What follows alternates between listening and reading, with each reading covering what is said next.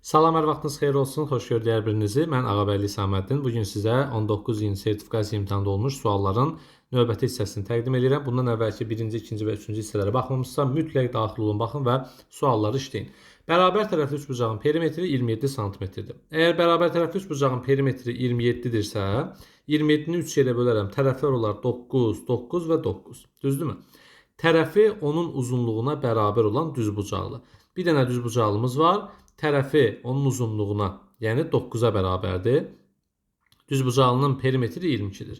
P də bərabərdir 22. Bizdən düzbucaqlının sahəsini soruşur.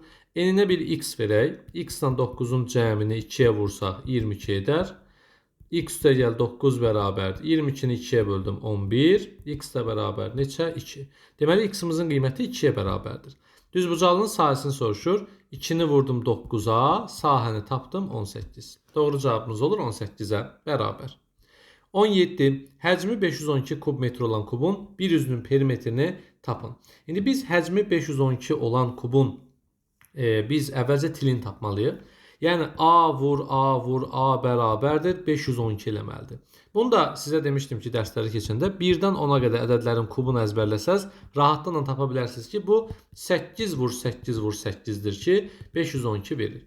Və ya kalkulyatorun köməyi ilə bir hesablama apararaq 512 nəyin kubudur? 8 vur 8 vur 8-in, yəni 8-in kubudur.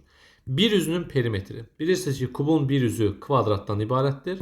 Tərəfi 8 olan kvadratın perimetri isə 4 vur 8 nəyə bərabərdir? 32-yə bərabərdir. Cavabımız olur 32. 18. 7:40-da ata evdən işə getdi. 8 saat işlədi. 50 dəqiqə gedib gəlməyə vaxt sərf etdi. Ata evə saat neçədə çatdı? Deməli, 7:40-da evdən çıxdı. Üstə gəl 8 saat işlədi. Elədi 15:40. Düzdürmü? 50 dəqiqədə gedib gəlməyə vaxt sərf elədi. Yəni 15:40-ın üzərinə də gələcəm 50 dəqiqəni. Elədi 90, 15, 90. 90 dəqiqəni də 1 saat 30 dəqiqə kimi qeyd edib 16, 30 yaza bilərik. Deməli, evə saat neçədə çatdı? 16:30-da çatdı.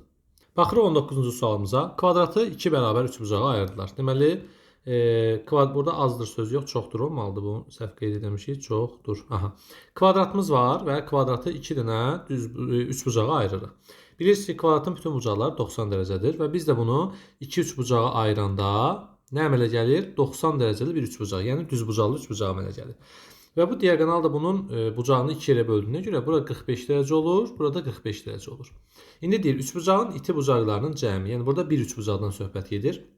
Üçbucağın iti bucaqlarının cəmi 45 üstə gəl 45, yəni 90 dərəcədir.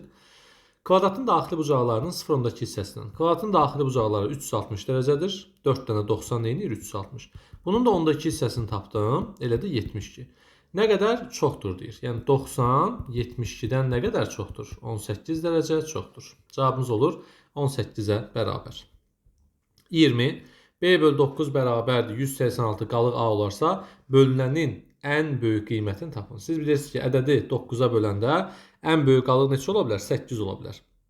Ona görə 9-u vuracam 186-ya, üzərinə də 8-i gələcəm.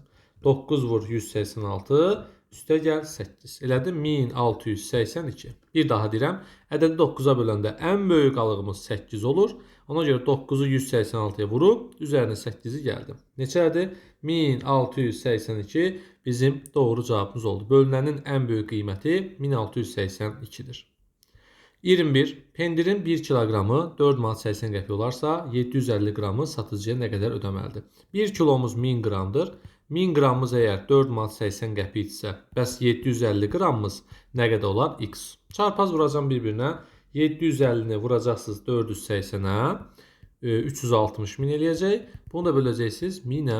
Bərabərdə sıfırlar getdi. Elədi 360 qəpik. Yəni 3 manat 60 qəpik bizim doğru cavabımızdır. Videonun altına əgər sizə başqa sual düşübsə, daha çətin olduğunu iddia edirsinizsə, mütləq rəy bölməsinə bunu qeyd etməyi unutmayın. Müsahibə dərslərimizə qoşulmaq üçün 055 527 25 99 WhatsApp nömrəsinə yaza bilərsiniz. Sağ olun, növbəti videolarda görüşərik. Hələlik.